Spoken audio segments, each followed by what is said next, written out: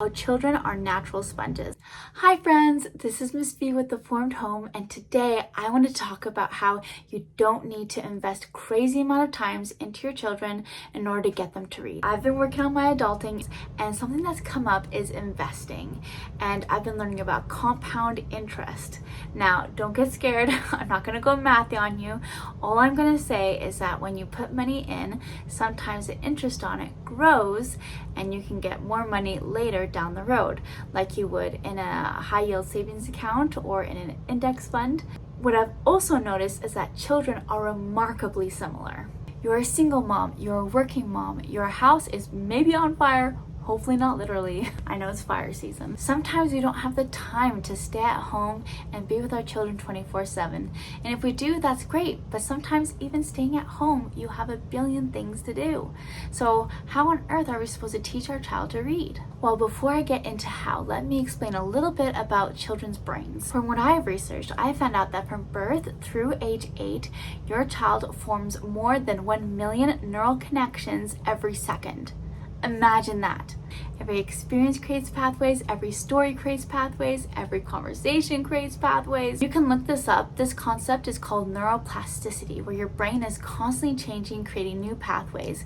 Sometimes it's building them, sometimes it's trimming them down. What it means is that your children are using that neuroplasticity without even thinking about it. And so that every story that you repeat day in and day out makes that neural connection pathway so much stronger, and they remember it like nothing. The things that help their brain learn and really cement those neural connections is observations, repetition, play, conversation, just your everyday experiences that you're having with your child. Breakfast, lunch, dinner, in between, evening before bed, all the time. When you think about babies learning how to talk, they're not learning through a textbook, they're not learning through worksheets, they're not learning through special programs.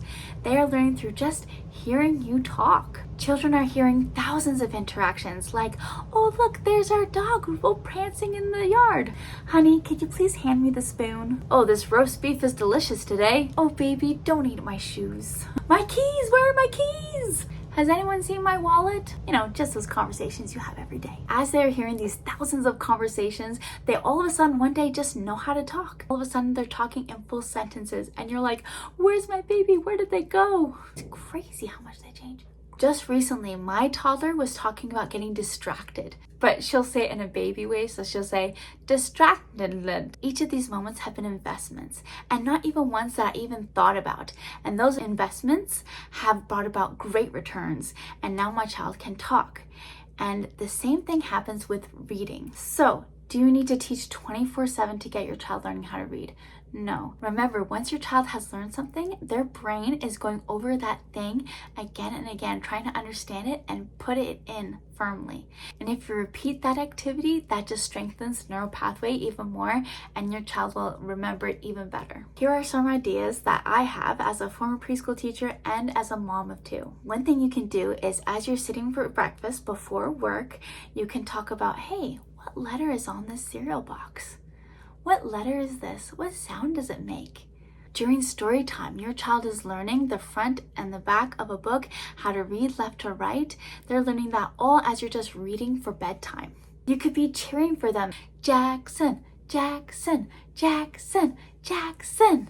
And that teaches them a little bit about syllables and about how to segment sounds, which is also very important for reading. So as parents, sometimes we're like, oh, we need to buy this curriculum in order to teach my child to read. We need to buy this toy to teach my child to read. You don't have to do any of that stuff. What you do have to do is be intentional, because even though they're learning the subtle things like the front end and back end of book, they may not be learning the letter sounds, because that is a more intentional learning to read activity.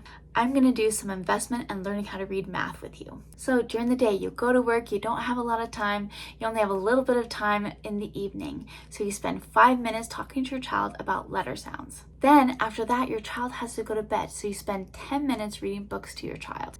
You go through your day and you remember that you spend 2 minutes going through words, maybe pointing it out on the cereal box or pointing it out on a walk, whatever you did. That makes 20 minutes of intentional reading time in a day. Over a year, that's more than 120 hours of literacy exposure.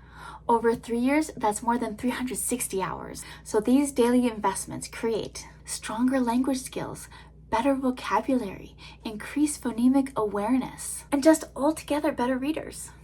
As I've said many videos ago, it's all about consistency. That is the key. So if you are a parent feeling the pressure to do more, feeling that you need to do something for your kid, remember that your child has reading compound interest, and that if you pick something, some little bit of time to spend with your child to increase their reading skills, just pick one thing. Children were designed to learn, their brains are made to make connections. Think about a story before bed, a conversation in the car, learning letters over breakfast, pointing out signs as you're outside on your walk, pointing to things on your fridge, pointing to letters on a keyboard as you are typing away doing remote work and your child comes in and interrupts. In the comments, tell me what small investments you have been doing with your child and how much time you have taken every day to help them. Subscribe for more videos and thank you for watching. Bye. In the description, I'll have a link to a freebie I created, which has very low prep activities that you can use as your investments for the day. Enjoy!